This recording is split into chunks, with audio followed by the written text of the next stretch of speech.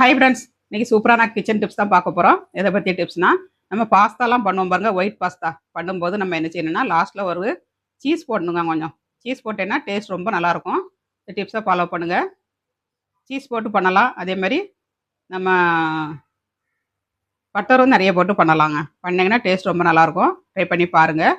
Video பிடிச்சிருந்தால் like பண்ணுங்கள். பட்டரும் மைதாவும் நல்லா மெல்ட் ஆயிடுச்சுங்க. இப்போ நம்ம பால் ஆட் பண்ணிடலாம். காய்ச்சி ஆற வச்சுருக்காங்க. 1/2 லிட்டர் பாலை காய்ச்சி ஆற வச்சுருக்கேன். நமக்கு எந்த அளவுக்கு தேவையோ அந்த அளவுக்கு ஆட் பண்ணிடணும். இப்போ பாஸ்தாவை நம்ம ஆட் பண்ணிடலாம்.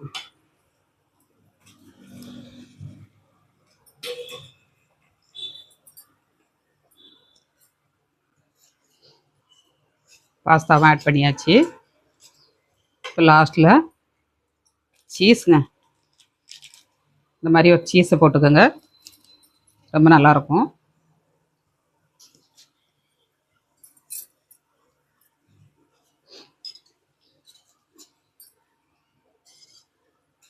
சூப்பரான ஒயிட் பாஸ்தா ரெடிங்க. அருமையாட்டு பாஸ்தா ரெடிங்க. வாங்க எல்லாரும் சாப்பிட்றதுக்கு. சூப்பராக இருக்கும் டேஸ்ட்டு. இந்த மாதிரி நீங்களும் வீட்டில் ட்ரை பண்ணுங்கள். ட்ரை பண்ணிட்டு எப்படி வந்துச்சுங்க தான் கமெண்ட்ஸ் பண்ணுங்கள், லைக் பண்ணுங்கள், சப்போர்ட் பண்ணுங்கள். இன்னொரு டிப்ஸோடு பார்க்கலாம். பாய்.